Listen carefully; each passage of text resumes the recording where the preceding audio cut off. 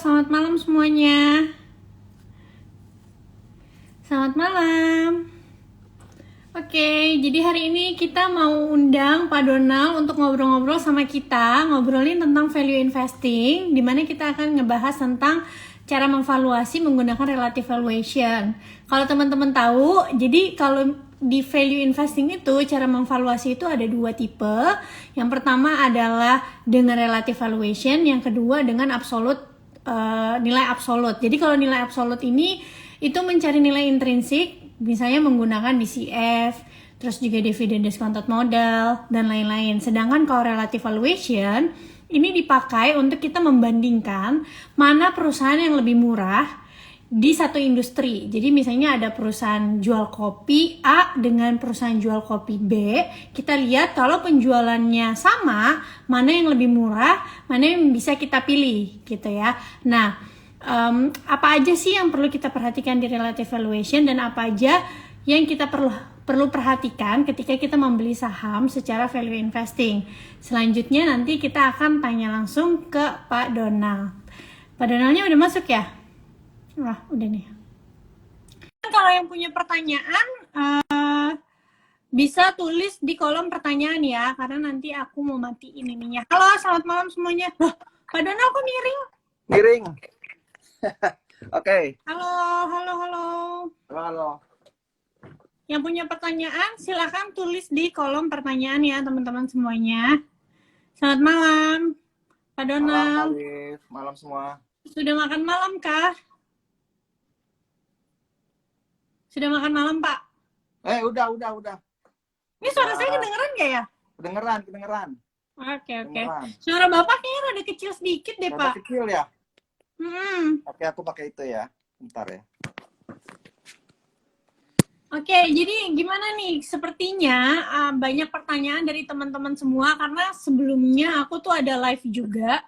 Episode 2 sama episode 3 itu kan bahasnya trading. Tapi mungkin banyak followers juga yang pengen belajar tentang investasi, terutama value investing. Apalagi sekarang nih, Pak Donald, kalau menurutku kayaknya beberapa bulan belakangan value investing tuh lagi kurang digandrungi gitu. Orang-orang lebih baik pakai bandarmologi, pakai teknikal gitu ya, atau pakai story.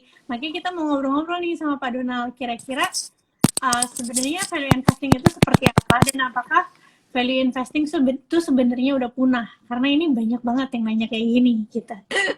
Oke, pertama-tama aku mau tanyain dulu nih ke Pak Donald. Mungkin di sini ada teman-teman yang belum ngerti atau belum paham, karena tadi juga aku ngelihat beberapa pertanyaan seperti ini. Pak Donald, sebenarnya value investing itu ada berapa pendekatan sih? Soalnya tadi kata followers Olive yang ngomong, kok kayaknya dia ngelihat beberapa value investor itu pakai pendekatannya beda-beda. Dan kalau Pak Donald sendiri pakai pendekatannya yang seperti apa? Iya, emang beda-beda ya kita menerjemahkan value investing. Ini kedengaran ya suaranya ya? Kedengaran. Oke.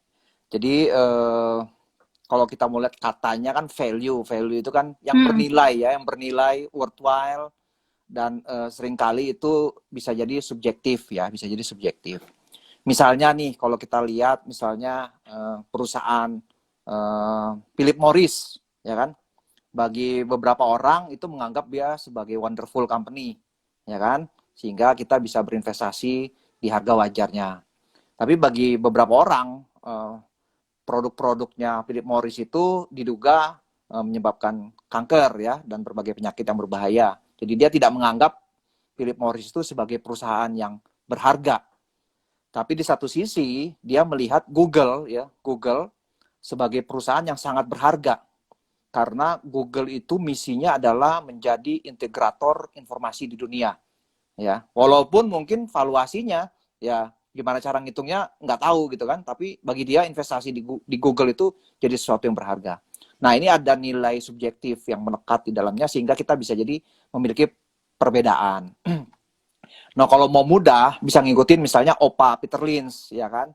Dia itu mengkategorisasikan ya saham, atau menurut saya juga bisa value investing ke dalam 5 tipe ya. Sebenarnya dia ada 6 tipe, tapi yang tipe ke-6 itu tidak disarankan menjadi tempat untuk berinvestasi yang slow growers. Tapi ada 5 yang bisa dipilih. yaitu dari yang namanya asset play, ya, turnaround, cyclical, stalwarts, sama fast grower. Nah, masing-masing itu tentu punya pendekatan tersendiri ya, baik dalam memahami emitennya maupun bagaimana kita memvaluasinya. Bagaimana kita memvaluasinya. Yang kita kenal kan yang selama ini yang stalwarts ya, yang value investingnya gaya Warren Buffett ya. Itu adalah mencari wonderful company, capital efficient company, bahasanya Pak Juliardi Sunendar ya kan. Saham-saham kayak BCA, BRI ya, masuk pada saat kemarin krisis, crashnya COVID, nah itu turun tuh, BRI itu bisa sampai 2.300 ya, 2.200. Kalau kita pegang aja itu udah berapa itu cuannya. Nah, itu gayanya pakai DCF ya kan misalnya.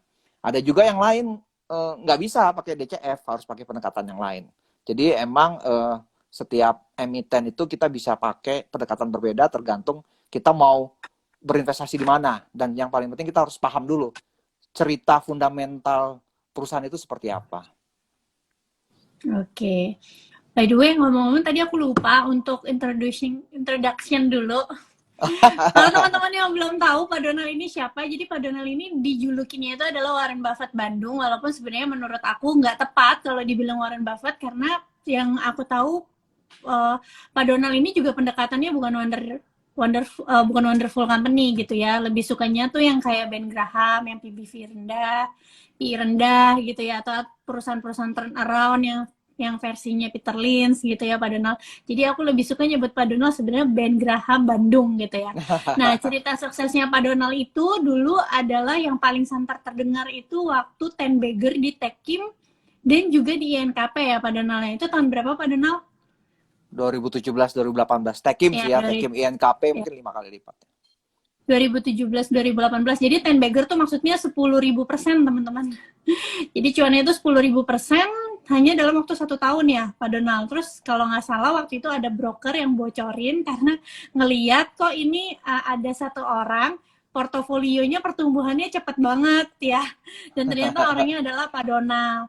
Habis itu selain itu ada sih beberapa juga yang kemarin sempat bombastis juga adalah ASA, karena setahu aku Pak Donald itu masuk ASA dari di bawah harga 500 ya Pak Donald. Iya, 400-an ya. Iya, dari 400 itu juga salah satu ceritanya Pak Donald yang bombastis, karena teman-teman tahu sendiri harganya ASA sekarang itu di 2.400. Itu Pak Donald masih hold ya Pak Donald. Karena waktu itu pas aku ngobrol sama Pak Donald, itu Pak Donald masih bilang saya yakin ini Ten Bagger saya lagi gitu. Itu harganya masih di 700-an pas Pak Donald ngobrol sama saya tentang itu. Terus ada juga cerita lain tentang BRIS ya Pak Donald ya. BRIS ya, Pak Donald sudah pegang BRIS itu di harga 300, market crash turun sempat ke 100 sekian rupiah. Terus, tapi Pak Donald nggak pantang menyerah, malah Pak Donald waktu itu average down ya Pak Donald kalau nggak salah kan? Iya. Akhirnya averaging down 150 ya. Jadi punya di average 240 ya waktu itu. Iya, 240. Pak Donald. Iya, jual di harga berapa tuh waktu itu Pak Donald? Kemarin 2000-an terakhir ya. Wah, hebat. Nah, ini kan pasti kan banyak pertanyaan gitu.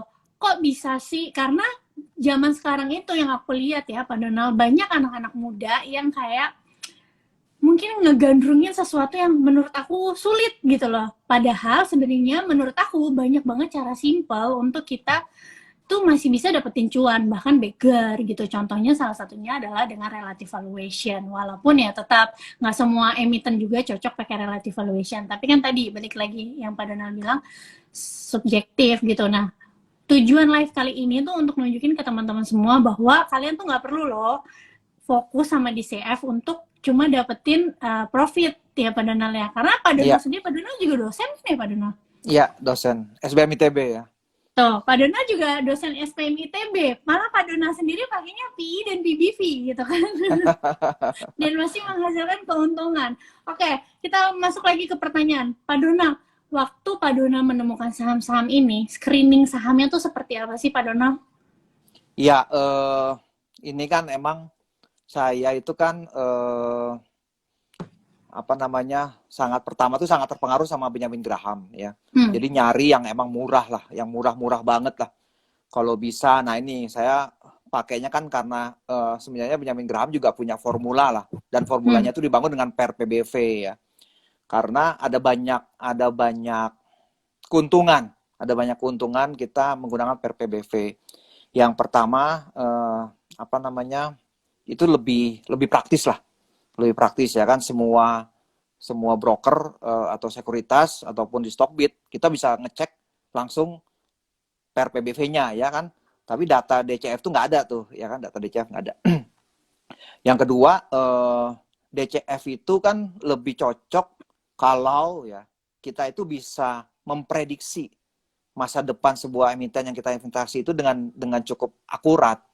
Makanya kan kalau si Warren Buffett itu menyarankan kita beli perusahaan yang emang sangat mudah diprediksi pertumbuhan ke depannya. Sehingga Dari kita bisa, historinya ya Pak ya. nah dari historinya, terus kita proyeksikan ke depan, ya kan? Jadi itu sangat mudah menghitung yang namanya diskon rate-nya. Karena apa? Kalau kita salah ngitung diskon rate-nya, itu kemana-mana salah gitu ya. Jadi DCF itu berlaku untuk perusahaan yang seperti itu, stabil, konsisten menurut saya. Nah, kalau dari Peter Lynch ya kan, atau malah juga dari Benjamin Graham, itu kan ada tipe-tipe perusahaan yang lain yang bisa memberikan cuan multi-bagger. Nah, saya kan belajarnya dari mereka melalui kasus-kasusnya sahamnya Pak Lo Keng Hong. Misalnya cyclical ya, perusahaan-perusahaan komoditas. Kemarin kita lihat harganya jatuh ya di bawah. Kalau mau kita beli di kuartal kedua 2020, itu udah banyak yang bagger dan multi-bagger. Mau kita beli apa aja mungkin semua benar kali, semua bagger lah, 90% lah katakan ya. Asal jangan yang gorengan, yang pasti balik lagi harganya. Nah, jadi cyclical. Kasusnya misalnya saya beli kemarin waktu itu 2017 ya. Tekim, ya kan? Saya beli di 900 karena saya tahu dia ada buka pabrik baru, ya kan? Dan begitu kinerjanya keluar itu pernya 1. Ya kan? Itu pakai ukuran apapun pasti murah, ya kan? Sehingga kalau mama kita mau masuk buy itu pasti harusnya masuk ya. Tapi bagaimana kemudian kita bisa menjual, ya kan? Kita menjual itu juga cukup mudah karena tadi relative valuation kan. Bagaimana kita bisa membandingkan sebuah harga wajarnya si Tekim itu dengan cara membandingkan per dia terhadap industri atau sektor. Nah, karena dia kualitas atau kelasnya dia tuh adalah level dunia, jadi saya bandingkan sama perusahaan-perusahaan pulp and paper di level dunia, di mana pulp and paper pada saat itu dihargai di per 12 sampai 15 dan saya jualnya di per 12. Jadi as simple as like that aja. Bagaimana kita bisa membeli dan menjual dengan menggunakan per BPV itu sangat mudah, sangat praktikal ya, sangat praktikal. Yang kedua, selain praktikal gitu ya, dan tadi nggak bisa kita nggak bisa menggunakan DCF karena DCF itu cocoknya di perusahaan yang wonderful company. Tapi di perusahaan-perusahaan lain kita nggak pas pakai DCF. Mungkin lebih pas pakai per PBV ini, ya kan? Misalnya saya masuk di BRI Syariah, ya kan? Itu untuk bank itu valuasinya biasanya dilihat dari PBV karena emang bermain di aset, ya kan? Ukuran keberhasilan sebuah bank biasanya diukur dari aset. Ya aset itu ya book value lah ya, book value. Jadi waktu dia dijual di 300, padahal BRI-nya sendiri membuat perusahaan BRI Syariah itu di 500. Berarti kan PBV-nya di bawah 1, ya itu udah murah. BRI bikin perusahaan BRI Syariah di modal 500. Saya bisa beli 300 lebih rendah daripada BRI. Ya itu kan murah, ya kan? Sementara kita tahu manajemennya BRI itu bagus ya, di antara BUMN paling bagus. Kita tahu prospeknya dengan adanya syariah ya kan akan diterapkan, dan apalagi saya tahu waktu saya beli 2019, di 2020 saya tahu dari berita-berita itu akan diterapkan yang namanya kanun di Aceh. Jadi yang kinerjanya BRI Syariah di 2019 itu pasti berbalik di 2020. Karena apa? Karena aset dan klien atau customernya BRI yang tradisional, induknya itu akan dikasih ke BRI Syariah for free, nilainya triliunan. Ya kan? Nah, BRI Syariah masih kecil, dikasih triliunan gitu, ya pasti kinerjanya melonjak dong. Dan itu terbukti. Jadi, waktu harganya turun sampai ke 150, ya saya tambah banyak. Foto saya kebanyakan di situ. Karena pasti balik, ya kan? Ini pasti balik. Jadi dia bisa jadi turnaround, harusnya turnaround. Dan ya untungnya tuh ada bonus ya. Ada bonus Merger. bahwa merger, Hmm. betul. Jadi Ada yang story merger. ada story merger yang sebelumnya apa namanya kita pikir kan di YouTube-nya Investor Academy Indonesia kita udah bilang bahwa dia akan dari 300 itu waktu kita sampaikan di bulan Agustus atau Juli 2020 dia akan menuju ke 2100 hitungan saya karena dia akan menjadi growing stocks yang sama dengan BTPN Syariah. Nah, jadi valuasinya sama BTPN Syariah waktu saat itu ya kan. Nah, kita dapat di 2100. Nah, makanya saya jual di harga segitu. Jadi kita bandingkan dengan BTPN Syariah sehingga kemudian kita bisa dapat harga jualnya ya, harga jualnya. Nah, kalau memang kasusnya ASA ya kan, kasusnya ASA ini berbeda. Nah ini menarik nih Pak, sebelum masuk ke ASA, Olive Iya, mau iya, iya. bahas Oke, dulu oke, oke. karena Iya, banyak iya. orang yang gini, aduh ASA itu hutangnya gede, pertama, aduh PR-nya udah tinggi, ngapain lah, masa kok bisa sampai beggar kayak gitu, itu udah pasti di markup. Coba, kalau Bapak waktu itu pandangannya seperti apa? ASA ya kan model bisnisnya harus dipahami ya kan, makanya waktu itu kita undang lah Pak Projo ke Investor Academy Indonesia, kita ada linknya ya kan, saya kenal gitu kan, undang Pak Projo juga seneng jadi dosen sebenarnya dan beliau jago akuntansi ya kan. Jago akuntansi.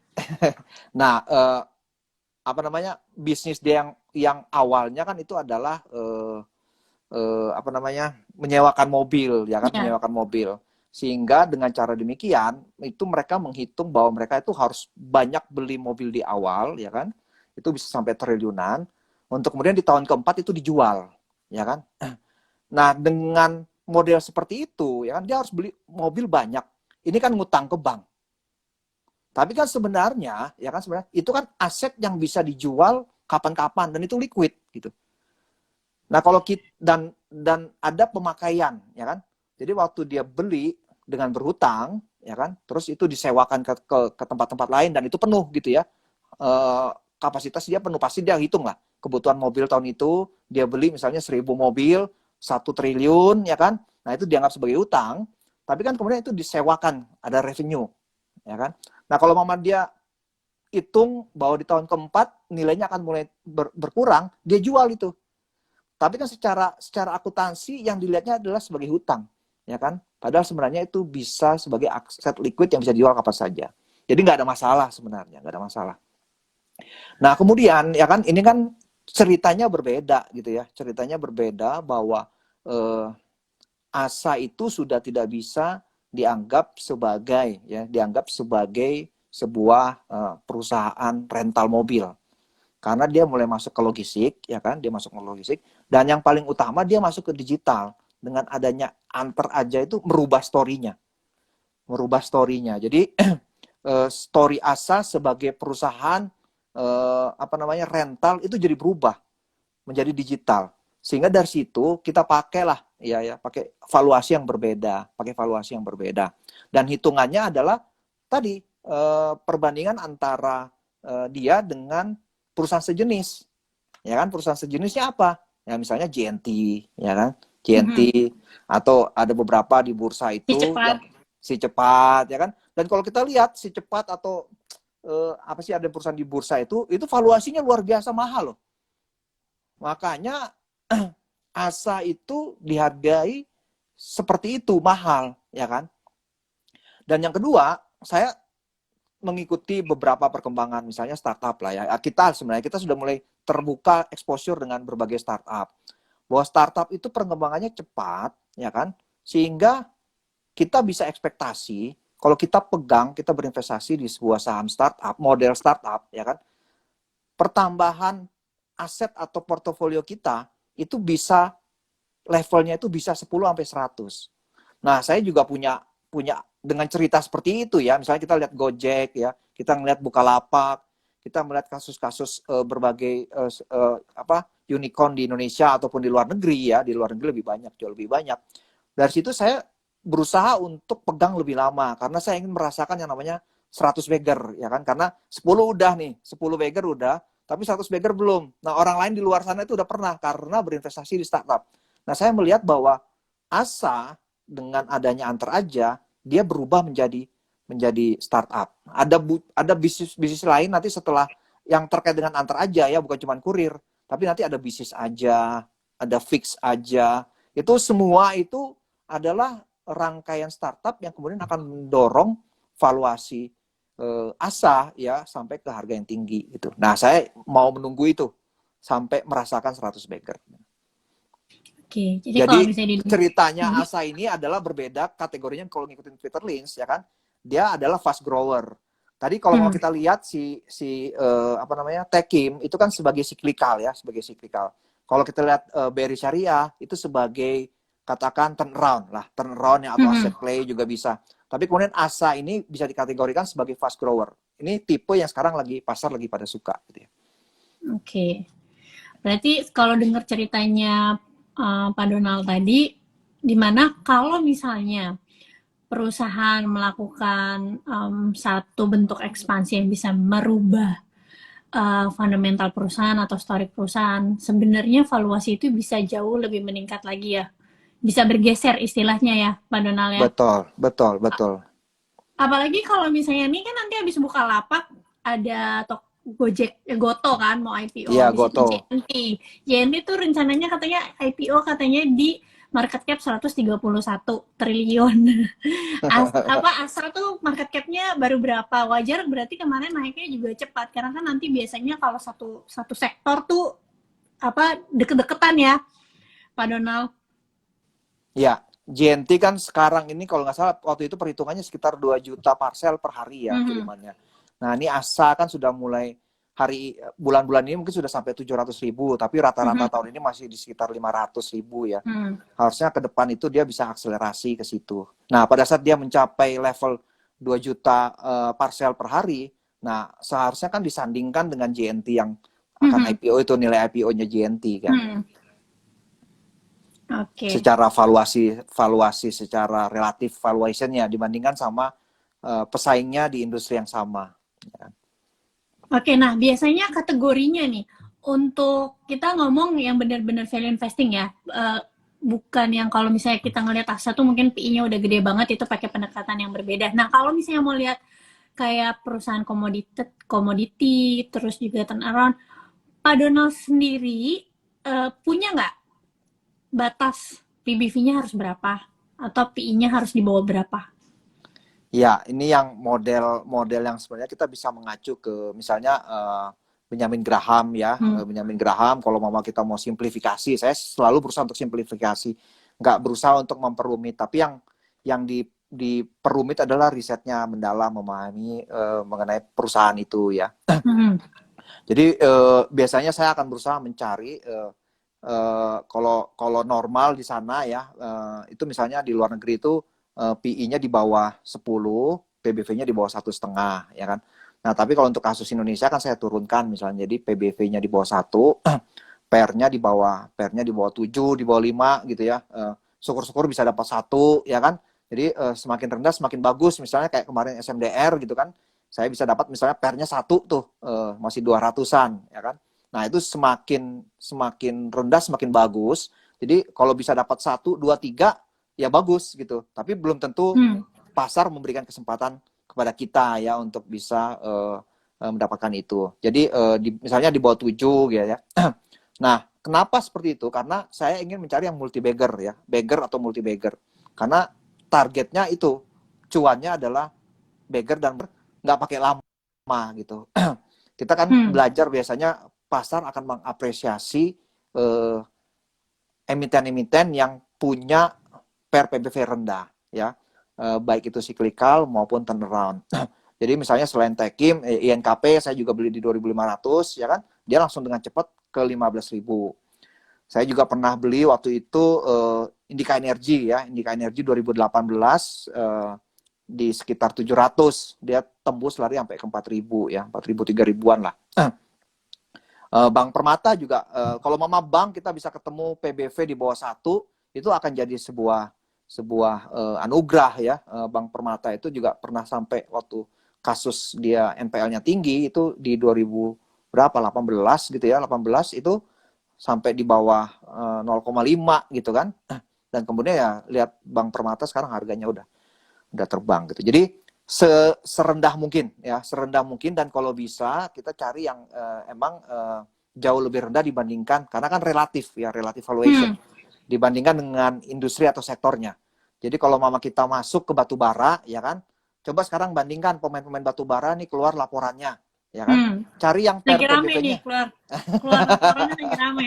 lagi rame ya kan, ada Indika Energi, ada macam-macam ya. Cari yang per PBV-nya lebih rendah ya kan, lebih rendah. Walaupun mostly kebanyakan orang itu akan mencari pernya yang lebih rendah. Karena itu dilihat dari kinerjanya dia ya, bagaimana dia membalikkan sebuah kinerja dia dengan bergantinya siklus. Jadi kalau mama kita bisa ketemu di batu bara yang pernya di bawah 5, itu bisa jadi itu permata terpendam, ya kan, permata terpendam yang ditawarkan oleh pasar, dan apalagi dia perusahaan kecil, nah itu bisa potensi bagger atau multi bagger tuh kalau kita pegang ya 1 tahun ke depan. Oke, tadi permasalahan PE gitu. Nah, banyak nih Pak yang masih nggak ngerti, mungkin ngelihat kalau ada satu perusahaan yang PE-nya negatif itu udah berarti harus dijauhin karena perusahaannya rugi. Padahal kalau misalnya yang tahu value investing, jawabannya belum tentu. Mungkin Pak Donald bisa jelaskan secara lebih rinci untuk teman-teman semua bahwa pandangan terhadap PE negatif itu belum tentu tidak bagus. Iya, di balik sebuah masalah ya kan kadang-kadang ada peluang ya kan. Oleh karena itu kita kalau mau riset, nah kalau saya kan risetnya mendalam ya. Jadi biasanya emiten itu saya bagi ke dalam cerita, ya kan. Ada cerita masa lalu lah, ada cerita masa lalu, ada cerita sekarang sama cerita masa depan. Kalau mama kita lihat misalnya BRI Syariah, ya kan di 2019, waktu dibeli indikator keuangannya jelek, ya kan.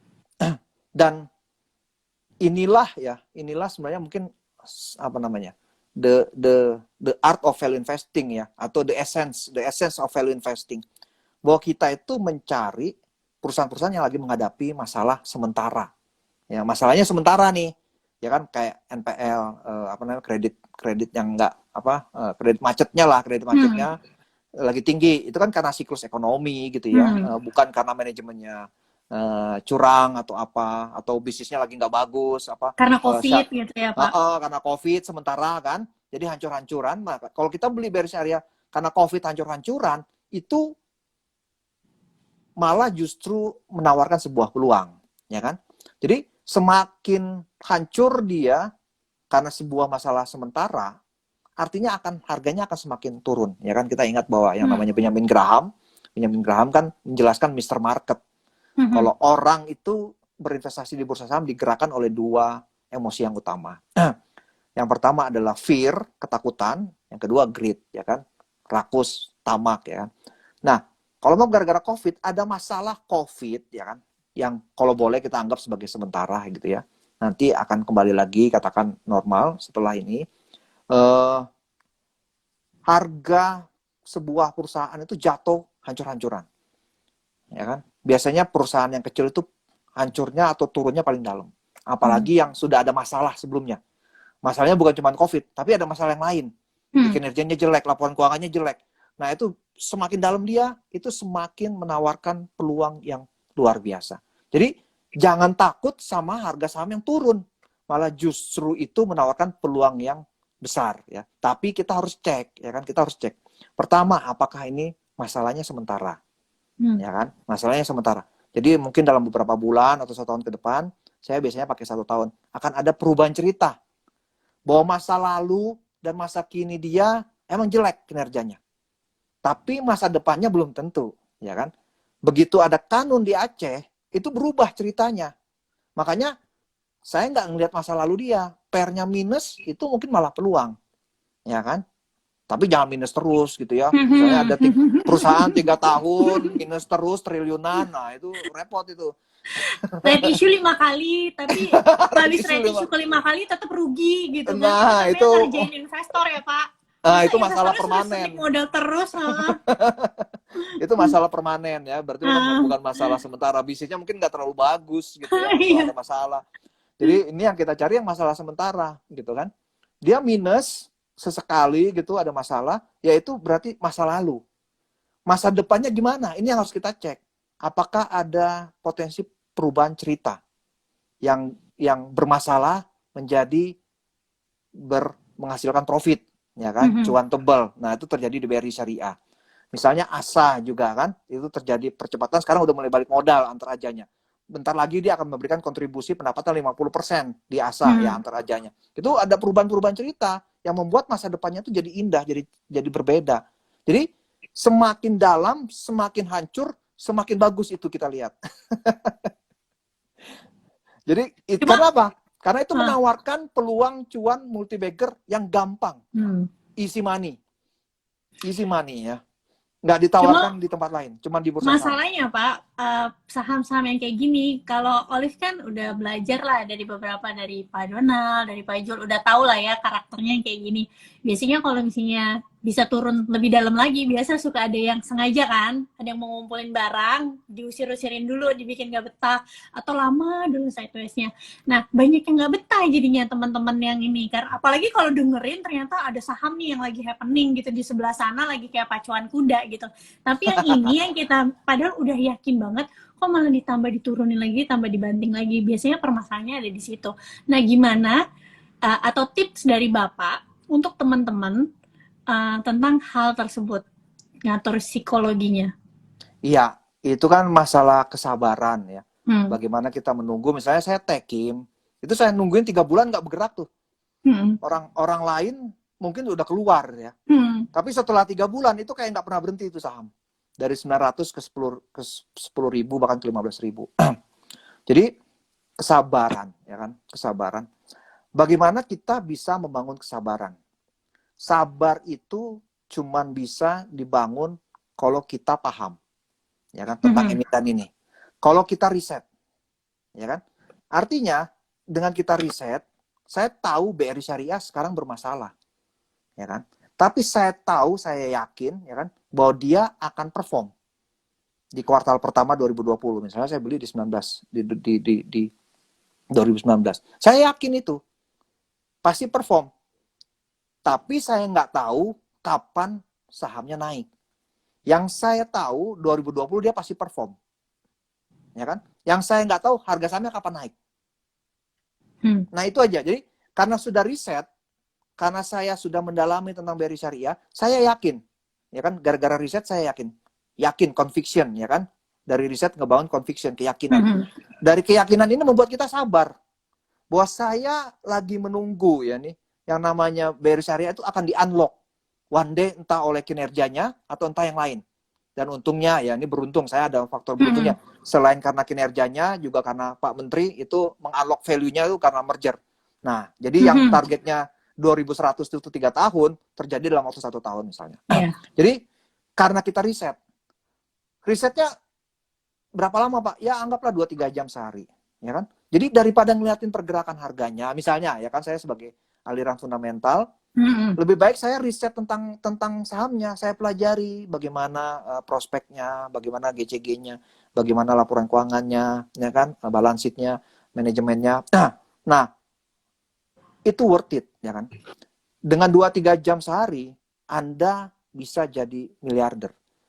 Dengan riset mendalam ya, Lo Keng Hong yang dulunya nggak punya apa-apa, bisa jadi triliuner, jadi triliuner, ya kan.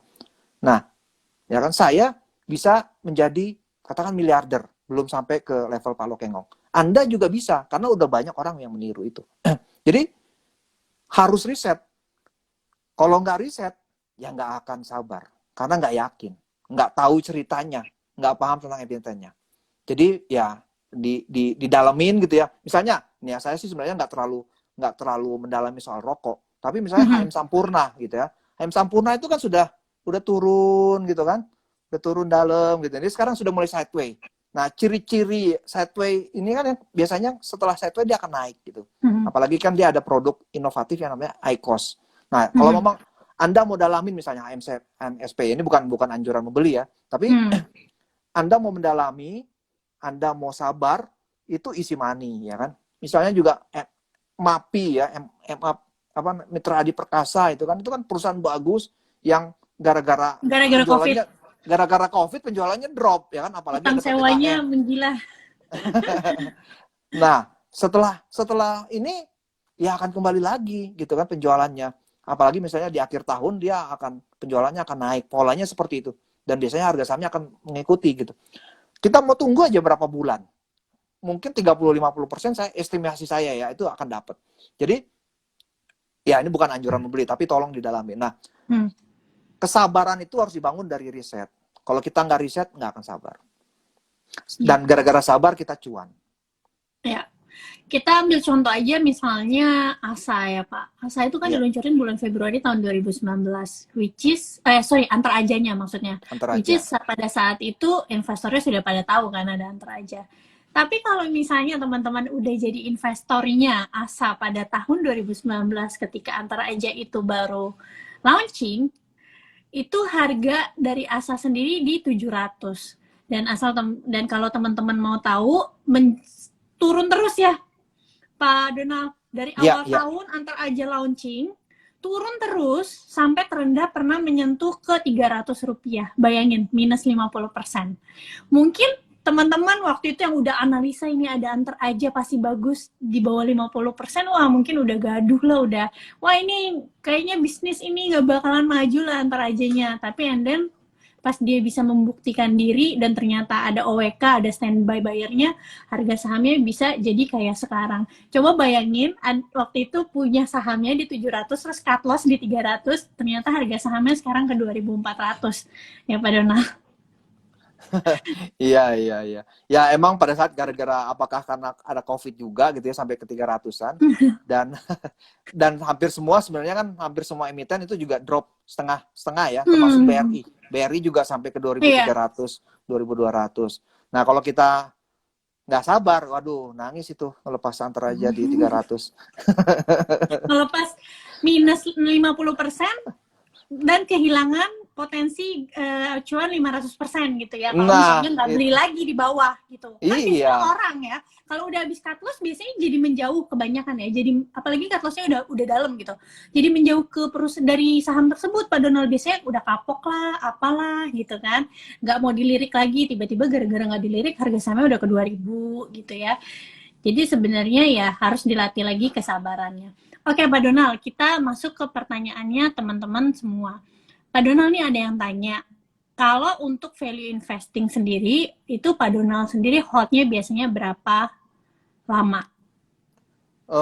Selama ini ya, saya itu akan mengacu ke 1 tahun. Karena memang itu gaya Benjamin Graham, memang lebih banyak saya itu Benjamin Graham. Artinya apa? Pola mindset yang dipakai adalah kayak juragan tanah. Cari tanah yang murah, ya kan? Nanti dihargai orang tinggi, saya jual, saya lepas. Artinya saya akan berusaha mencari emiten-emiten yang akan ada perubahan kinerja, akan ada pergantian story yang sebelumnya jelek jadi bagus, ya kan? Yang rugi atau turun jadi profitable. Dan perubahan itu mudah-mudahan terjadi dalam waktu 1 tahun. Jadi saya pegang 1 tahun. Nah kemudian seiring dengan waktu saya juga mulai belajar yang namanya Peter Lynch ya, bahwa yang multi bagger itu artinya cuan lebih dari 100% itu bukan cuman yang tipikal cyclical sama turnaround, tapi ada juga yang mungkin malah potensinya itu bisa 10-100 bagger kalau kita pegang 3-5 tahun atau lebih panjang. Jadi saya mulai masuk perusahaan-perusahaan seperti ini, perusahaan-perusahaan kecil ya kan, yang masih murah gitu ya. Misalnya ini sebagai contoh, tolong dipelajari lebih dalam gitu ya. Saya lihat misalnya ada Mustika Ratu ya, perusahaan yang sudah cukup lama turun karena kalah bersaing dengan kosmetik dari Korea gitu ya, termasuk dari Wardah. Tapi seiring dengan pergantian manajemen yang bergeser dari perusahaan keluarga jadi ke profesional, ini terlihat ada turnaround. Dan kapitalisasi pasarnya itu masih murah sekali gitu, di bawah 200 miliar. Jika kita mau bandingkan, sekarang dia mulai bergeser ke healthcare ya kan, bukan cuma kosmetik, tapi juga ada personal care dan healthcare. Jika kita bandingkan misalnya nih, gampang-gampangan aja karena tadi relative valuation ya kan, relative valuation. Kita bandingkan sama Sido ya yang mengandalkan herbal juga, healthcare. Itu valuasinya 22 triliun. 22 triliun. Jadi kalau seandainya ya Mustika Ratu yang sekarang di bawah 200 miliar, dalam waktu 5 sampai 10 tahun dari sekarang, dia bisa mencapai valuasinya Sido yang 22 triliun. Itu tuh 100 kali lipat gitu. Jadi kalau saya bisa sabar mengikuti Mustika Ratu, ini tentu ada perhitungannya dengan data-data segala gitu ya. Dia bisa beggarnya bisa 100 kali lipat, ya kan? Bisa 100 kali lipat. Tapi ya mungkin Sidonya udah bukan 22 triliun, mungkin sudah jauh lebih besar, mungkin sudah 100 triliun Sidonya ya. Sidonya sih masih berkembang cepat juga. Nah, perusahaan-perusahaan seperti ini ya kan menawarkan peluang cuan yang luar biasa, sama seperti startup, sama seperti Asa, ya kan? Saya udah mulai seneng yang model-model Asa. Kalau model-model sebelumnya yang gaya-gaya Techim itu sangat susah dapat perusahaan yang bisa 10 bagger dalam waktu 1 tahun ya. 10 bagger dalam waktu 1 tahun itu susah, jarang kesempatannya terjadi. Walaupun kadang-kadang market menawarkan kayak kemarin SMDR di harga 200 itu pairnya 1 ya. Saya merasa di Javo aja mudah-mudahan misalnya SMDR itu bisa mengikuti cerita Techim sama INKP. Tapi kesempatan ini nggak sering datang. Yang lebih sering ya kan, apalagi dengan adanya IPO gitu ya, itu adalah perusahaan-perusahaan kecil yang bagus, yang kemudian bisa menawarkan peluang multi-bagger jauh lebih besar. Saya kemarin nyesel nggak beli beberapa perusahaan IPO karena saya mengikuti gaya Warren Buffett. Jangan beli perusahaan IPO, ya kan? Tapi ternyata sekarang perusahaan-perusahaan IPO ini luar biasa. Valuasinya ternyata tidak semahal sebelumnya. Ini saya juga heran. Ya kita bisa lihat misalnya PMMP, ya kan? Jualan udang digital. Udang lah ya. Terus misalnya DGNS, klinik anak usahanya rumah sakit Bunda. Itu tuh luar biasa, ya kan? Luar biasa. Jadi sekarang saya mau melihat perusahaan-perusahaan IPO yang mungkin dijual dengan harga murah atau setidaknya nggak mahal ya. Tapi menawarkan upside yang luar biasa ke depannya. Menawarkan upside ke depannya. Nah ini saya juga mulai belajar. Jadi dengan perusahaan-perusahaan ini sama seperti Asa, saya mulai keluar dari pakem menahan itu selama 1 tahun. Ya jadi sekarang mencampur porto dengan emiten-emiten seperti ini yang saya pegang mungkin bisa sampai 3-5 tahun, 5 sampai 10 tahun mungkin selama cerita growing-nya masih ada, saya akan pegang. Tapi begitu dia berubah jadi stalwarts, mungkin saya lepas gitu ya. Okay. Karena yang saya cari kan fast grower. Ini perubahan. Bukan cuma turnaround sama cyclical ya. Ya, ini perubahan dari tuan tanah menjadi franchise ya, bisnis franchise ya Pak Donald ya? Bukan franchise, jadi yang fast grower. Jadi fast grower ini kan nanti bagaimana kita mencari BCA yang 10 tahun yang lalu. Tapi begitu dia 10 tahun yang lalu, tapi begitu dia sudah mulai jadi stalwart, saya lepas. Karena mungkin pertumbuhannya udah 10%, 20%. Oke. Nah, Pak Donald, berarti kan tadi kalau misalnya Pak Donald bilang Pak Donald membandingkannya dengan industri, karena biasanya relative valuation dengan industri atau dengan sektor. Berarti Pak Donald sudah pasang target price-nya secara fundamental di rata-rata industri. Nah, pertanyaannya adalah kalau misalnya ternyata nggak sampai nih ke target rata-rata industrinya, apa yang Pak Donald lakukan? Misalnya, contoh Pak Donald udah lihat Techim INKP itu rata-rata industrinya di 12-15 kali, tapi ternyata nggak sampai ke sana. Apa yang Pak Donald lakukan? Apakah Pak Donald taking profit dalam waktu, maksudnya taking profit di bawahnya oke, nggak apa-apa, di per 10 juga nggak apa-apa, atau gimana? Iya, misalnya kejadian lagi kan, kita kan udah jatuh cinta lah ya sama saham-saham yang memberikan cuan multi-bagger. Kemarin waktu COVID kan, Techim sama INKP dijual di 3.000-4.000 lagi gitu. Jadi saya masuk lah, ya kan. Harapannya bisa terjadi lagi gitu. 15.000 sampai 20.000, ya kan. Tapi ternyata enggak gitu. Ternyata enggak. Jadi ada perubahan cerita nih, ya. Ada perubahan cerita bahwa ternyata si Techim sama INKP kemudian tidak dihargai lagi dengan per seperti itu. Ya udah saya jual aja di 10.000 misalnya. Indika Energy juga, kemarin kan dari waktu di awal saya pernah pegang dari 700 bisa sampai ke 3.000. Walaupun memang pada saat itu adalah ceritanya ditambah dengan akuisisi kepemilikan dia di Kideko. Ya, betul. Nah, sekarang kan nggak ada itu. Jadi ya kemarin saya beli di awal itu saya sudah jual. Jadi ya ada beberapa cerita lah. Pertanyaannya apakah sekarang itu ya investor itu sudah tidak terlalu prefer misalnya saham-saham batu bara, ya kan? Apakah dulu misalnya INKP Tekim harganya bisa seperti itu? Ada faktor yang lain? Apakah ada cerita yang lain? Ya, apakah emang pemiliknya? Ya, mungkin ini kan saya mendebak-debak gitu. Apakah pemiliknya dulu emang sengaja mendorong itu harganya sampai ke atas? Ya saya sih beruntung aja gitu ya.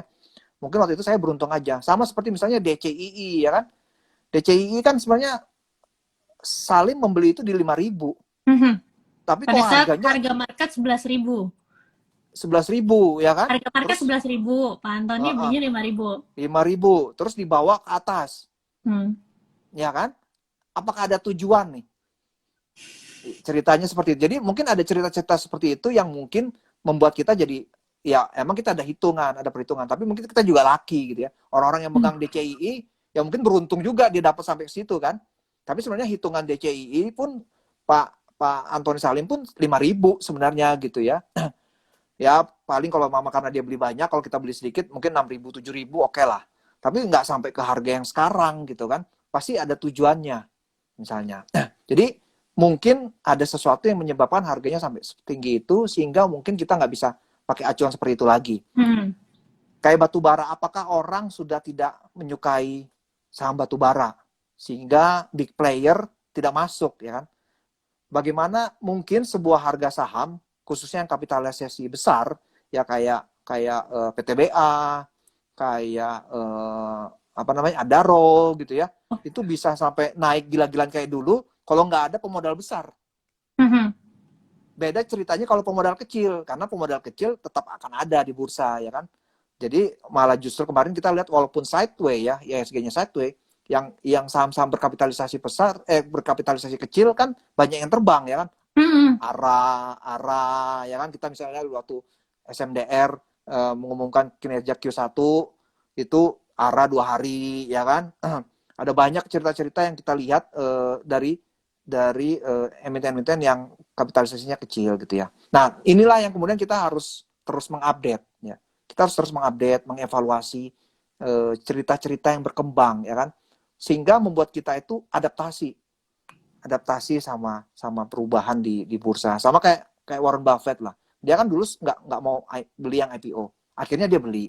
Dia nggak mau beli perusahaan teknologi ya kan. Akhirnya dia beli Apple ya, walaupun dia bilang itu sebagai consumer.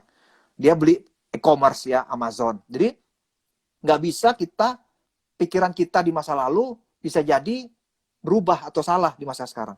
Nah, kitanya harus beradaptasi. Oke. Nah, itu tadi pertanyaannya kalau misalnya target price. Nah, kalau pertanyaan selanjutnya nih, Pak Donald, di value investing sendiri ada nggak sih cut loss misalnya? Ada. Atau kalau misalnya ada cut loss, biasanya pertimbangan dari Pak Donald sendiri itu apa sampai meng-cut loss saham tersebut? Padahal kalau tadi Pak Donald bilang, Pak Donald sudah analisa gitu. Biasanya alasannya apa yang bikin akhirnya Pak Donald, oh berarti ini enggak nih gitu. Ya udah rugi gitu kan. Karena kan kita juga investasi nggak mungkin untung terus ya Pak Donald ya. Even Peter Lee sama Warren Buffett aja pernah salah gitu. Sering salah ya. Ya. Lo Kengong juga sering salah ya. Warren Buffett jualan kemarin pesawat airline langsung pada terbang ya. Jadi masih sering salah lah. Cut loss itu dalam kasus saya belajar juga tentu dari para yang guru-guru ya. Yang pertama karena ada salah analisis lah. Ada salah analisis. Waktu kita analisis ternyata ada faktor atau variabel yang kemudian membuat kita jadi berubah cara pandang kita. Misalnya, saya kan sekarang sedang senang mencari emiten-emiten yang terkait dengan ESG lah, ya emiten kekinian lah. Digital udah mungkin sudah banyak dieksploitasi, kesehatan sudah mulai banyak dieksploitasi, tapi yang ESG ya terkait dengan environment gitu ya, itu belum. Nah, saya menemukan ada yang namanya perusahaan pengolah plastik, ya kan, pengolah plastik dari plastik bekas itu dikumpulin tontonan, kemudian dia olah jadi produk-produk ya, bantal, macam-macam lah, langganan dia pun sampai ke ke mobil gitu ya, interior mobil, jok mobil. Nah, ini perusahaan produknya bagus, harganya murah. Saya beli gitu kan. Tapi kemudian saya coba analisis lebih dalam laporan keuangannya dan ternyata banyak transaksi afiliasi ya. Jadi apa-apa itu dilakukan dengan induknya, ya kan? Konsultansi itu dengan induknya, sewa tanah, sewa gedung, sewa mesin sama induknya. Loh, ini apa-apa sama induknya. Wah, ini mencurigakan ya kan. Kalau mau kita ingat dulu cerita Aisyah ya, Aisyah yang lama ya, Aisyah yang lama, Iya. itu kan banyak cerita tentang transaksi afiliasi yang nggak masuk akal ya. Jadi salah analisis nih, saya ini salah analisis. Ya udah cut loss ya kan. Dan kalau saya cut loss ya udah, yang penting saya ya buang aja gitu ya, mau ARB mau apa ya saya buang aja gitu. Karena saya melihat ada yang namanya opportunity loss ya kan, kalau saya tetap di situ tapi nggak saya pindah ke saham yang lain yang menawarkan peluang yang lebih besar. Nah itu, jadi itu yang pertama, salah analisis, salah analisis. Yang kedua adalah pada saat saham tersebut kemudian saya menemukan ada saham yang lain yang memberikan potensi cuan yang lebih besar. Ya, misalnya saya mau beli ASA ya, karena saya yakin dengan ASA, ya saya harus karena saya menggunakan prinsip money management ya, nggak semua uang saya masuk ke bursa, sementara di portofolio saya cashnya sudah nggak ada. Saya biasanya nggak ada cashnya gitu ya, dihabiskan ke semua ke saham. Tapi di luar dari RDN saya punya asset allocation yang lain lah. Nah, mau nggak mau saya kan harus switching. Artinya ada saham-saham yang nggak begitu yakin lah. Saya nggak begitu yakin. Kalau kita bikin sebuah portofolio kita dibangun oleh 10-15 emiten, ya kan. Ada emiten-emiten yang kita yakin banget. Jadi misalnya kayak BRI Syariah atau ASA, itu yakin banget. Karena apa? Karena dia memenuhi 3 variabel yang kita tentukan. Ya, valuasinya murah, ya GCG-nya bagus, manajemennya jujur, kompeten, dan prospeknya bagus banget. Tapi kan nggak semua emiten memenuhi ketiga kriterianya dengan nilai yang tinggi, ya kan? Ada yang GCG-nya masih ragu-ragu nih, abu-abu. Nah, jadi nggak yakin-yakin amat. Prospeknya bagus nih, tapi kayaknya pertumbuhannya biasa-biasa aja gitu ya. Business as usual ya. Jadi kayaknya nilainya nggak 9 lah, mungkin 5 atau 6 misalnya gitu ya. Apalagi murah, ya murah sih, tapi nggak murah-murah amat lah. PR-nya nggak 1, PBV-nya nggak 0,25 gitu kan. Jadi ada beberapa emiten yang kita nggak yakin-yakin amat, sehingga kemudian yang emiten yang nggak yakin itu, apalagi misalnya dia belum bergerak nih, ya kan? Mungkin itu calon kita cut loss, ya kan? Atau kita lepas, ganti dengan yang lebih yakin. Jadi ada dua hal itu ya, karena kita salah analisis, karena ada informasi yang terlewat, atau karena ada peluang yang ditawarkan oleh emiten yang lain yang membuat kita lebih yakin dengan emiten itu, sehingga kita perlu mengorbankan emiten yang tidak kita terlalu yakin. Oke. Semoga terjawab ya teman-teman. Lanjut. Ini tadi ada pertanyaan menarik banget. Mungkin nggak apa-apa, tapi nanti Pak Donald bisa jelasin tadi mana ya. Tadi ada pertanyaan yang menarik banget. Bentar ya Pak, saya cari dulu ya Pak. Boleh, santai.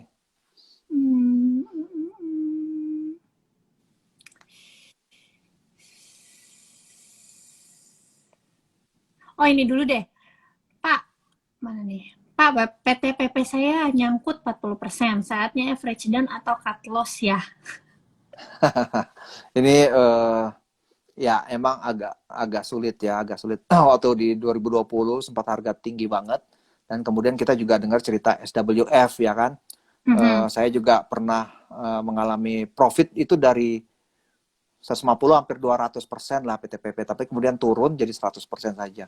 Tapi karena SWF-nya ini mengecewakan gitu ya. Ya bukan mengecewakan, mungkin kita terbawa euforia juga, saya terbawa euforia bahwa yang namanya SWF itu yang nggak bisa serta-merta langsung jalan ya kan.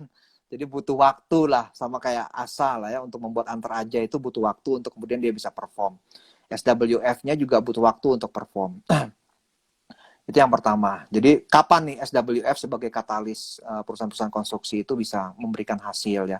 Sudah mulai ada beberapa berita atau rumor ya, cuman memang kita perlu kejelasannya.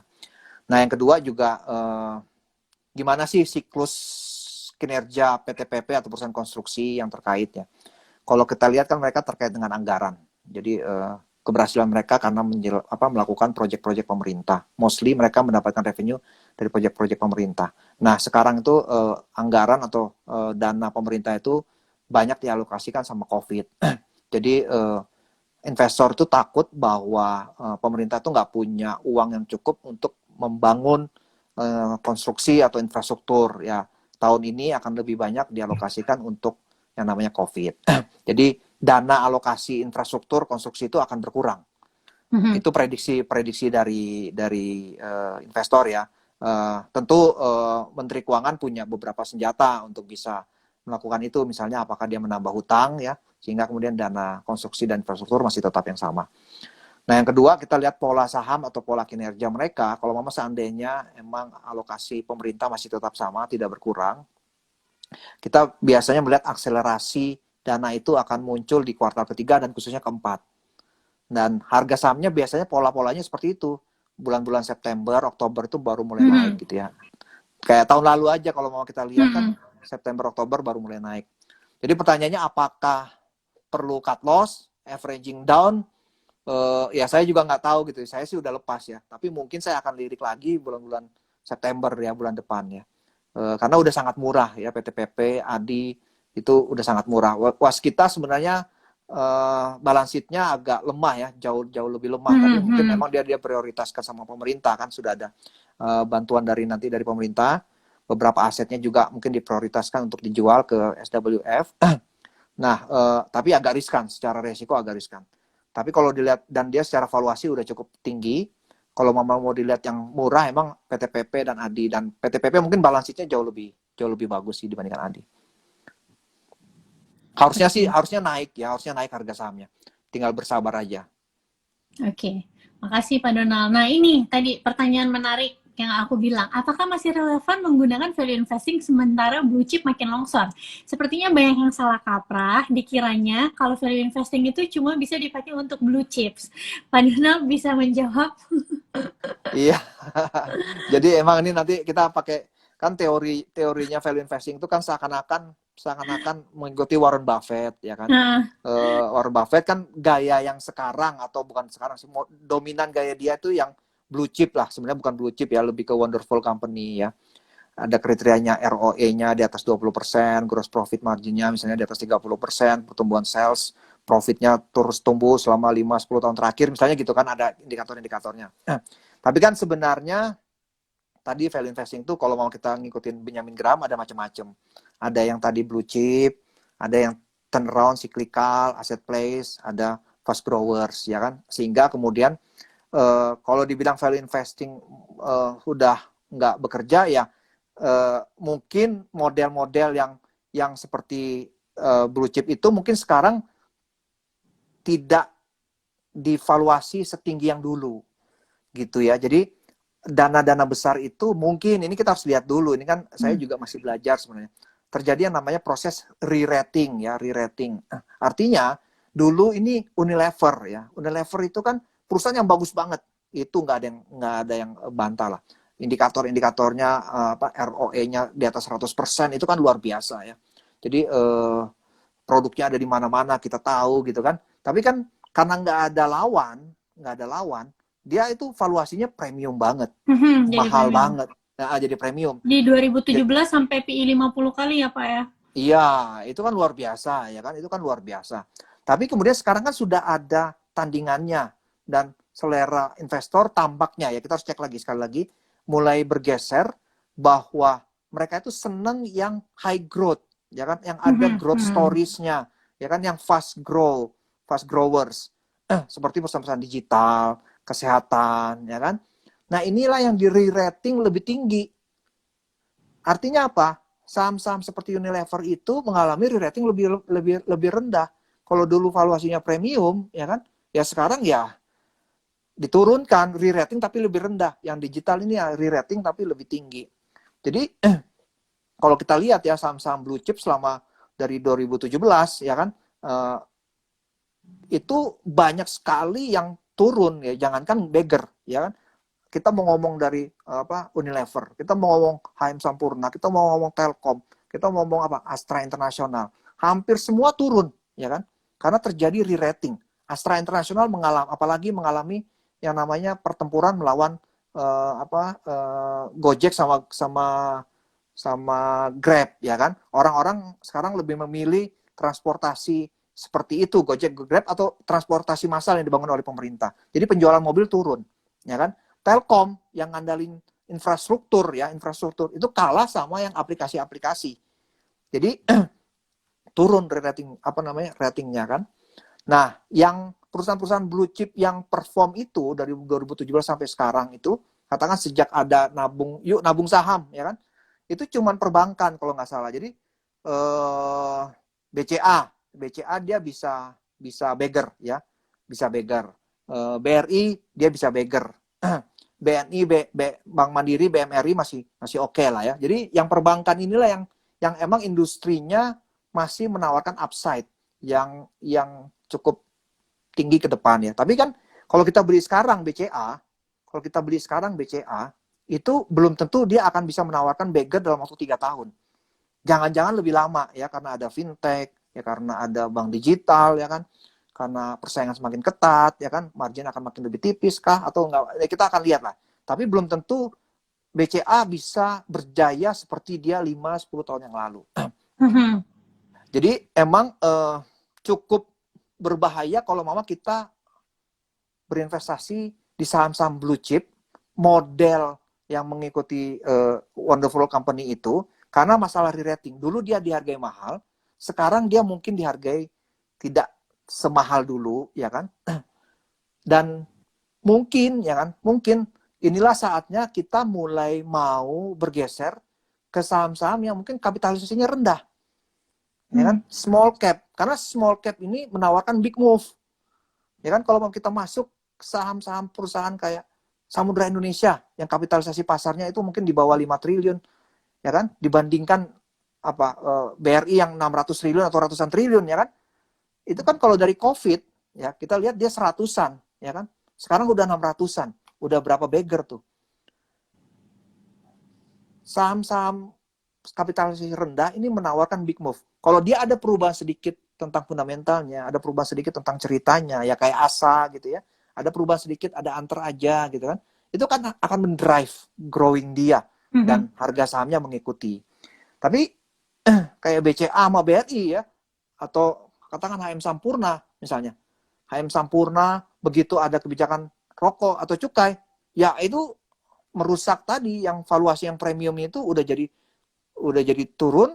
Kita bukannya beggar, dia dari 4.000 ke 1.000-an, ya kan? Multi beggarnya tapi turun tuh. Jadi 1/4, ya kan?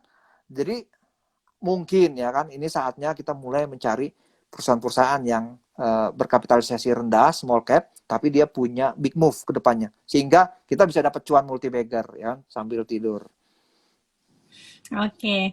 Nah, ini Pak Donald ada pertanyaan lanjutan. Katanya value investing udah nggak relevan untuk sektor teknologi atau yang lagi hype. Gimana menurut Pak Donald? Ya, tadi value investing itu kalau menurut Peter Lynch yang saya percaya, ya orang lain mungkin bisa berbeda juga. Itu punya yang namanya kategori fast growers ya. Fast growers ini banyak ditemui di saham-saham teknologi. Tapi yang saya cari ya kan, saya juga mau saham-saham seperti ini. Tapi kalau saya sebutnya ada saham-saham teknologi yang cuannya tipis atau rugi, ya kan? 3 tahun selama 3 tahun terakhir rugi triliunan.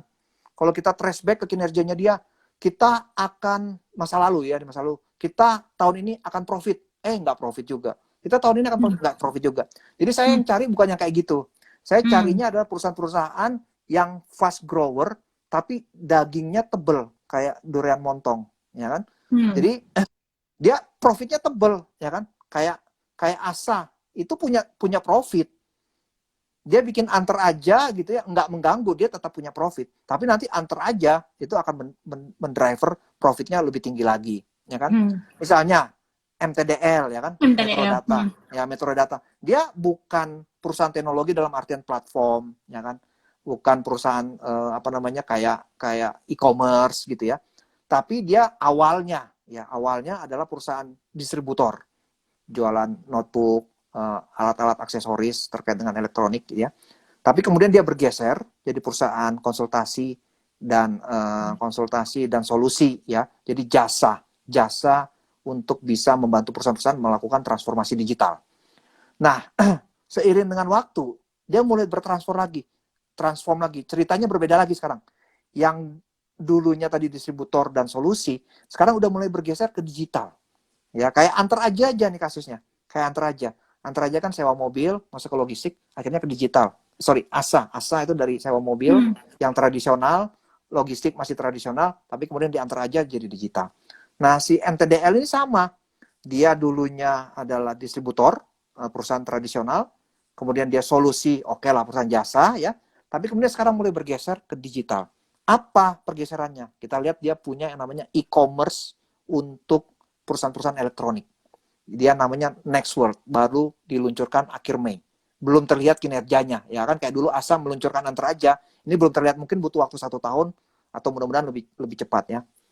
Yang kedua, kemarin waktu di Investor Summit-nya SBM sama IAI, Pak Sarifnya, Direktur Solusinya mengatakan bahwa MTDL sedang melakukan pembicaraan secara intensif dengan mitra luar negeri untuk membuat yang namanya data center. Ya kan, data center kan digital ya, termasuk salah satu disruptive innovation yang dikatakan oleh Catherine Wood ya, Cathy Wood. Jadi mulai ada cerita nih sama kayak ASA. Si MTDL ini mulai bergeser menjadi perusahaan digital. Nah, yang kayak gini yang saya cari ya, karena dia punya daging ya kan, dia punya profit. Kemarin Q2 luncurin kenaikan profitnya 50%. Jadi dia udah mulai bisa masuk ke fast growers. Fast growers itu kan di atas 20%. Di atas 20%. Dan valuasinya masih murah gitu kan. Perusahaan terkait dengan digital, teknologi, valuasinya masih murah, dagingnya tebel, yang kayak gini yang kita cari. Jangan yang mahal, dagingnya tipis, apalagi rugi. Nah, itu bisa jadi cuman cerita goreng-menggoreng ya. Nah, saya nggak ngerti lah yang kayak gitu. Tapi saya yang cari yang ada fundamentalnya, yang harganya masih wajar, ya kan? Yang kemudian dia mungkin akan bertransformasi menjadi digital dan mudah-mudahan dia bisa mengikuti seperti ASA gitu ya. Tapi ya disclaimer online, bukan ajakan mau beli, tapi tolong didalami lagi lebih dalam sehingga kemudian paham kenapa harus beli perusahaan-perusahaan yang saya sebutkan. Nah, lanjut nih Pak Donald, pertanyaan dari Lee Willy. Pak, kalau fast grower ada patokan PI nggak? Atau kita cukup pakai PI growth aja? PI growth ini, jadi ini ditemuinnya sama Peter Lynch ya, teman-teman, PEG. Ya, emang benar ya. Kalau saya juga coba pakai ini dari Peter Lynch, ya kita pakai PEG ya.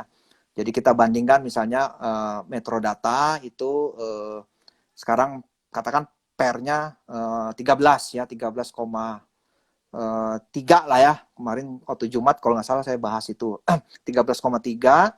Sekarang growth-nya itu di semester kedua ini kan, semester 1, kuartal kedua ini itu 50%. Tentu Peter Lynch mengajurkan kita melihat data tahun sebelumnya, 3 tahun, 5 tahun sebelumnya, kita harus lihat growth-nya berapa, ya kan? Itu emang harus kita lihat. Tapi masalahnya ceritanya berubah gitu. Dengan semester 1 2021 itu harusnya kita tidak bisa mengacu pertumbuhan dia di 3-5 tahun terakhir. Karena sekarang sudah mulai akselerasi. Dia sekarang mulai akselerasi. Jadi bagaimana kita melihat mengukur bahwa dia masih masuk ke dalam area beli kita, ya kan, area beli kita. Nah, kalau PEG-nya kita ngitung, itu simpelnya nih ya, cara ngitungnya adalah PI dibagi growth-nya. Kalau mau PI-nya 13,3, katakan growth-nya ya, nanti kita harus lihat ini. Growth-nya 50% karena ngikutin semester 1 2021, itu 50%, biar gampang juga ngitungnya. Tentu harus lebih dalam kita melihatnya, bahwa PEG-nya itu adalah 0,266, ya kan. 13,3 dibagi 50, 0,266. Peter Lynch menyarankan yang PEG-nya di bawah 1 itu masih murah. Ya, kalau mau 0,266 di bawah 1 berarti masih murah, ya kan. Tapi tentu apakah emang growth-nya 50%?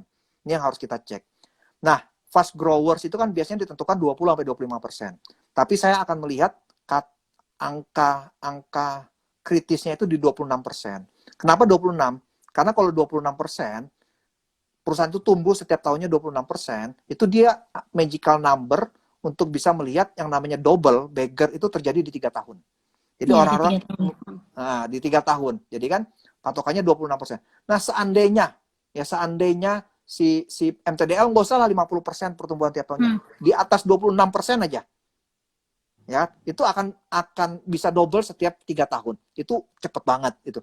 Oleh karena itu kita pakai, kalau saya sekarang misalnya pakai selama pernya masih di bawah 25, ya kan?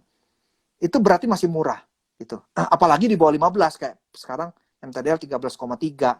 Karena biasanya perusahaan-perusahaan yang fast growers ini dihargai di PE di per 15 sampai 25 ya. Tergantung misalnya nanti dia berapa tahun dia akan mulai bertahap ya dari 15 sampai ke 25. Nah, 13,3 masih masuk dalam area baik menurut saya. Tapi tentu teman-teman harus mendalami cerita dari kalau saya kan belinya udah di harga disclaimer bawah. Ya. Disclaimer is on. Besok arah lagi nih, jangan-jangan. Disclaimer is on. Iya. Iya, jadi kalau misalnya sekarang PI 15 nanti tahun berikutnya PI 15 tuh bisa EPS-nya itu bisa bertambah ya, Pak Donald. Betul. Jadi valuasi itu bisa bergeser, teman-teman. Bukan eksak pasti gitu. EPS tetap terus. Pasien kita hitung juga pertumbuhannya. Nah, Pak Donald, banyak yang masih suka keliru bedain mana perusahaan yang bisa dipakein PI, mana perusahaan yang bisa dipakein PBV. Pak Donald bisa bantu jelasin nggak sedikit? Iya. Emang PER sama PBV ini cukup tricky ya. Tapi mostly dalam banyak kasus kita pakai PER, ya kan. Ada beberapa perusahaan yang emang karakteristik bisnisnya adalah mengutamakan aset, ya kan. Kalau ada perusahaan-perusahaan yang mengutamakan aset, kayak perusahaan properti gitu ya, banking tradisional ya kan, banking tradisional itu bisa pakai konvensional, itu bisa pakai PBV. Atau situasi-situasi khusus. Jadi misalnya kayak COVID kemarin kan, di mana kita nggak bisa pakai PI, gitu kan, nggak bisa pakai PER. Labanya jeblok ya Pak ya? Revenue-nya jeblok, labanya jeblok ya, PI-nya tato jadi 100 atau 700. Padahal kan harga sahamnya udah turun banyak gitu, kayak Antam ya kan, Antam udah turun banyak gitu di 700. Tapi kemudian ya karena jeblok ya PI-nya jadi 100-an gitu kan. Ya nah, itu kita Pak, bisa kayak Mapirals, PI-nya jadi negatif. Orang-orang langsung kayak nah, PI negatif misalnya gitu kan. Jadi nggak bisa kita pakai PI di kondisi seperti ini. Untuk masuk kita bisa pakai PBV ya kan. Misalnya tadi PBV. Jadi waktu di 2020 saya nyari yang PBV-nya di bawah 1 tuh. Ya, itu sebenarnya easy money gitu kan pada saat karena krisis ya. Kadang-kadang krisis menawarkan seperti itu. Misalnya saya melihat ada Kimia Farma tuh turun sampai 600. Nah, saya beli tuh di 600. Tapi saya jualnya kecepatan karena di PBV 1 gitu ya. Saham-saham. Jadi saya jual, beli lagi yang lain ya kan karena juragan tanah gitu. Tapi semua pakai PBV. Karena PI-nya nggak bisa mencerminkan kondisi saat itu. Yang kita lihat kan asetnya masih tetap sama. Nah, sama perusahaan-perusahaan yang mengandalkan aset lah gitu. Oke. Nah, tadi itu sudah perbedaannya mana yang cocok pakai PI, mana yang cocok pakai PBV. Sekarang kita balik lagi nih Pak. Kalau misalnya tadi Bapak bilang growth-nya kita cari pertumbuhan 20-25%. Katakanlah berarti kan itu EPS. Yang kita lihat bottom line adalah bottom line itu laba bersih. Nah, pertanyaannya banyak perusahaan-perusahaan yang memakai trik akuntansi. Dalam artian sebenarnya laba bersihnya bisa meningkat bukan dari pendapatan atau bukan organik. Tapi misalnya datangnya dari pendapatan investasi. Kita ambil contoh di luar negeri Tesla. Tesla itu laba bersihnya bisa meningkat karena pendapatan investasinya, bukan beneran karena jual mobilnya. Nah, kalau terjadi di perusahaan-perusahaan di Indonesia seperti ini, apakah Bapak mengeluarkan dulu hitungan dari pendapatan investasinya atau tetap include laba bersih yang ya udah di dalamnya ada pendapatan si investasi ini? Ya biasanya sih dihapus dulu lah. Dikeluarin dulu ya Pak ya? Yang pendapatan yang cuma terjadi di tahun itu, ya kan? yang kita cari kan yang recurring income gitu Iya. ya, yang kira-kira itu bisa lebih mudah dihitung ke depannya gitu kan. Kalau sekali-sekali gitu kan, ya mungkin nggak terjadi lagi ya. Jadi Jadi lebih Tesla baik belum dihilang. tentu jualan Bitcoin lagi ya, Pak? Ya dia udah untung banyak dari situ, kayaknya polanya akan diulang tuh. Oh gitu, iya, iya. Nah, ini ada contoh nyatanya, baru ingat saya, adalah Astra International tahun kemarin, waktu Hmm, pas penjualan BNLI. Mungkin kan ada yang ngeliat, wah, laba bersihnya Antam atau, kok Antam ASI, bottom line-nya itu meningkat signifikan. Padahal teman-teman mungkin cuma lihatnya di RTI nih, meningkat, oke, meningkatnya gede, tapi nggak lihat laporan keuangannya, ternyata meningkatnya itu karena penjualan aset. Di mana penjualan aset itu nggak mungkin kita setiap tahun perusahaan jual aset ya Pak ya? iya, dia kan jualan Bank Permata ya kan, Bank Permatanya cuma satu, masa dijual lagi Iya. nggak ada. Ya, jadi teman-teman harus perhatikan hal-hal seperti ini. Oke, lanjut Pak Donald. Pak Donald masih kuat kan? Sebentar lagi ya. Boleh, boleh. Soalnya pertanyaannya banyak nih. Gimana Pak Donald? Gimana nih prospek CPO dan hari ini turun lumayan deras? Karena kan seperti yang kita tahu, CPO itu beberapa bulan lalu sudah wah ada tanda-tanda perbaikan nih Pak Donald. Tiba-tiba Indianya itu lockdown lagi gitu ya karena Delta. Karena seperti yang kita tahu kalau CPO biasanya kita kan lihat demand yang paling tinggi dari India. Kalau Indianya terganggu biasanya akan mengganggu harga acuan. Satu India, yang kedua adalah Malaysia kemarin juga lockdown karena seperti yang kita tahu pekerja di Malaysia sendiri itu kan adalah imigran. Jadi makanya kemarin harga acuan dari CPO sendiri sempat terganggu. Nah, yang saya tahu Pak Donald punya beberapa saham CPO. Bagaimana apakah prospek CPO sendiri masih on track menurut Pak Donald ke depannya? Iya, good question ya. Ini emang pertanyaan yang sulit yang mungkin juga saya nggak bisa jawab ya. Saya pernah punya 3 CPO, tapi sekarang udah dilepas ya. Tinggal satu. Pertanyaannya apakah ini masalah soal demand ya? Soal demand yang terkait dengan apakah karena lockdownnya India ya kan? Atau ada hal yang lain. Misalnya ini kan saya menduga-duga yang menganalisis belum Hmm. tentu benar. Tapi kenapa kok harga sahamnya nggak naik-naik gitu? Hmm. Yang pertama adalah masalah sentimen ya, sentimen negatif bahwa CPO itu dihembuskan oleh negara-negara maju karena kompetitornya soybean ya, soybean itu apa namanya, kedelai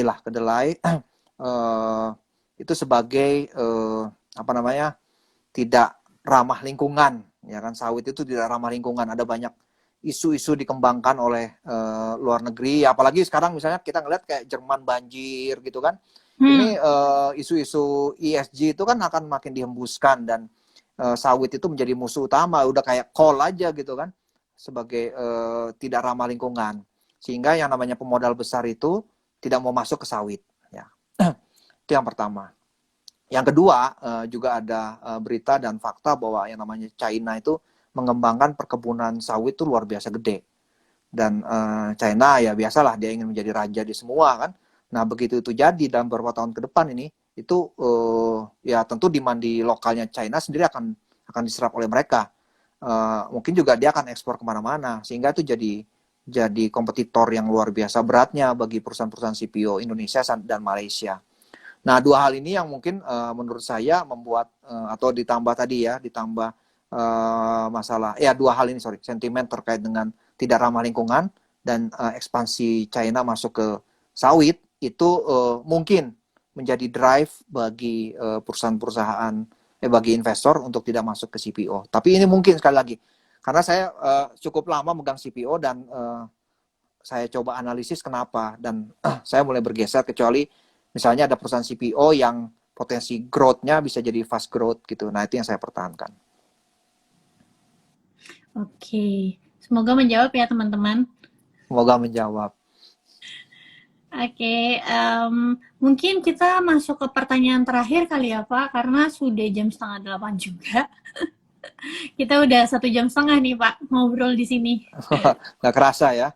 Iya, oke.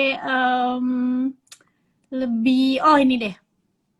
Ini pertanyaan bagus nih dari salah satu teman saya. Kan saya tahu juga Pak Donald itu penggemarnya Peter Lynch. Saya juga soalnya ada beberapa senior-senior yang saya tahu penggemarnya Peter Lynch, termasuk juga Pak Juliardi Sonendar gitu. Nah ini ada pertanyaan, Pak Peter Lynch bilang kalau PI rendah it's not good thing with cyclical companies. Bisa tolong dijelasin? Eh, Maybe yes, maybe no ya. Tapi kan pertama cyclicals ya kan. Cyclicals itu kan artinya kita itu perilakunya membelinya pada saat harganya itu lagi di bawah.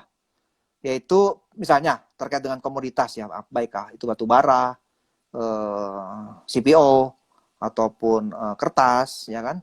Kita beli kemudian pada saat harganya berubah ya kan. Misalnya kita beli semua perusahaan komoditas di bulan April sampai Juni 2020 ya kan. Begitu komoditasnya menjadi mahal kayak sekarang gitu ya. Coal itu udah di atas 100 ya, atau kemarin ada sempat rally batu bara di akhir tahun ya. Sawit sih nggak pernah rally ya, kertas ya sedikit ya. Tapi banyaknya metal ya kan yang terkait dengan nikel, timah dan emas ya kan. Nah, itulah saatnya jual. Tapi pertanyaannya gimana?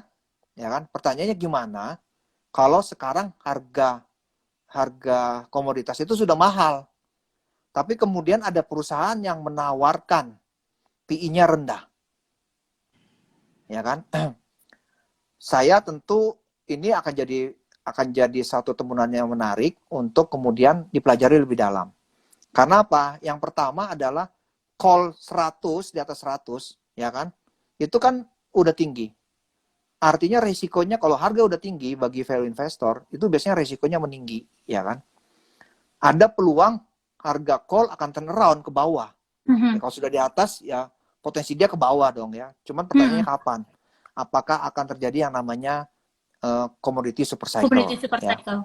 Ya, apakah yang namanya batu bara di atas 100 ini bisa cukup sustain selama 2-3 tahun ke depan atau 1 dekade ke depan? Ini kan pertanyaannya nggak bisa dijawab ya. Pertanyaan nggak bisa dijawab. Atau saya melihat ini belum bisa dijawab. Jadi saya cari, atau kalau memang ada emiten yang kemudian bisa menawarkan PI misalnya di bawah 5. Karena dengan cara demikian dia ada yang namanya margin of safety. Ada margin of safety ya. Jadi harus yang PI-nya yang rendah banget dibandingkan industri.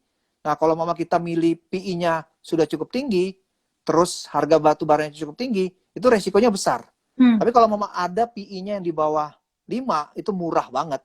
Margin of safety-nya tebel banget, ya kan? Artinya cukup terprotek nih dari resiko harga batu bara turun, tapi kemudian si perusahaan ini punya PI rendah, apalagi dia punya potensi untuk corporate action. Ya, apakah dia akuisisi tambang batu bara yang lain, atau dia melakukan hal yang lain. Nah, itu cukup ada protection-nya. Nah, ini yang saya lakukan gitu ya. Ini yang saya lakukan. Tapi biasanya di harga komoditas seperti ini, saya akan mulai berlari atau menjauh dari komoditas. Mulai mencari yang lain karena sekarang siklusnya sudah di atas. Harusnya bergeser ke bawah, tapi kapannya nggak tahu. Nah, begitu dia di bawah, baru kita masuk lagi. Tapi saya masih ada dua emiten komoditas yang punya cerita yang berbeda lah, yang awalnya mungkin cyclical, tapi mudah-mudahan bisa jadi growing stock. Oke, ini pertanyaan terakhir deh, yang ini deh, Pak Donald mau minta pandangannya nih, ada yang nanya pandangan Pak Donald terkait sekarang di big caps gitu ya, di indeks, di big caps gitu, bukan indeks sih, banyak saham-saham yang belum mencetak profit. Pandangan Pak Donald? Maksudnya mencetak profit itu belum menghasilkan laba, tapi bisa jadi big caps gitu, bisa masuk ke jajaran big caps. Ya, ini tentu kasusnya harus kasus per kasus ya, kasus per kasus. Misalnya saham yang baru mau IPO ya kan, dia rugi 3 tahun triliunan, ya kan? Apakah dia akan jadi the next Amazon, ya kan? Nah, kalau saya sih jawabannya enggak, karena sekarang aja dia udah kalah sama Tokped sama Shopee, ya kan? Itu udah bertahun-tahun dia nomor 3 gitu. Kayaknya nggak mungkin lah dia jadi nomor satu lagi. Dan biasanya di startup atau di e-commerce itu akan ada satu atau dua yang bertahan. Dan winners takes all ya, winners takes all. Jadi proyeksi saya bisa jadi beberapa tahun dari sekarang dia tutup gitu. Tapi kan kasusnya harus kasus per kasus ya, ya yang fundamentalnya kan harus dibahas ya.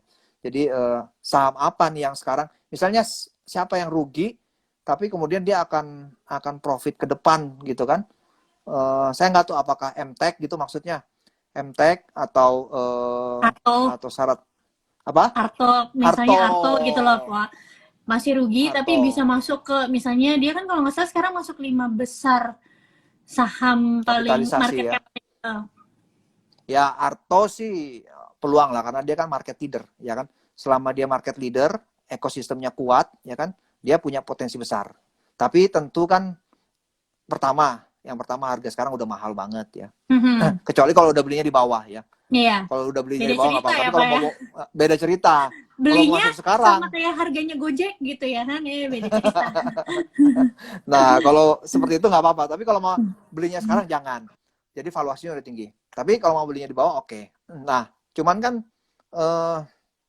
kayak Warren Buffett beli new bank-nya dari Brazil ya kan, bank digital yang masih rugi ya kan. Selama dia market leader ada potensi seperti itu. Tapi tentu pemain lama itu adalah pemain-pemain yang kuat, misalnya kayak BCA gitu ya, BRI itu sampai beli satelit ya untuk bisa menjadikan agro itu untuk menjadi bank digital ya kan. Pemain lama nggak akan tinggal diam, dan pemain lama udah punya macam-macam lah ya, kompeten, infrastruktur, jaringan ya Pak ya. Jaringan ya kan. Jadi ya akan menarik lah.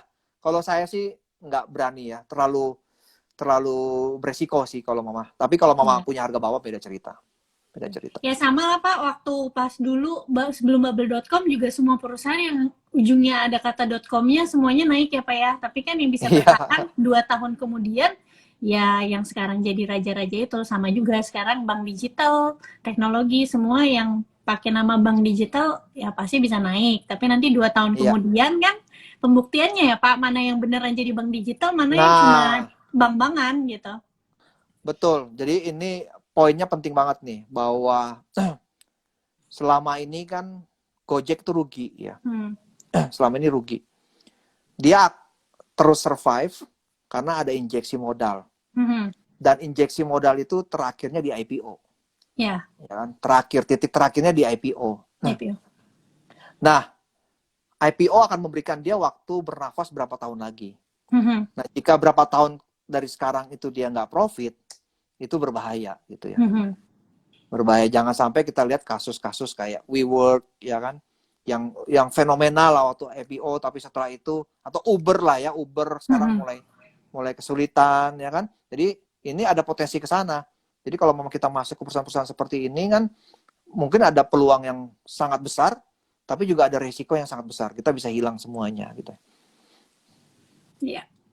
Oke, nih kalau ngobrol sama Pak Donald nggak selesai-selesai karena banyak pembahasan yang pengen dibicarain sama Pak Donald, pengen ditanyain. Tapi nggak apa-apa, nanti kita kapan-kapan bikin lagi ya Pak Donald. Karena di sini kita juga masih ada urusan teman-teman. Jadi tenang aja, videonya atau IG live-nya kali ini akan aku save di IGTV seperti biasa. Terima kasih Pak Donald sudah nemenin kita semua. Terima kasih sudah berbagi ilmu. Semoga nanti teman-teman bisa tuh ada yang ngomong tuh ISSP udah burger katanya. Tuh saham jagoannya Pak Donald juga tuh. Makanya tadi banyak disebut, banyak deh saham jagoannya tuh. Jadi nanti teman-teman bisa ulang lagi nonton di IGTV ya. Gitu. Oke, makasih Pak Donald. Selamat malam. Thank you, Ali. Thank you semua.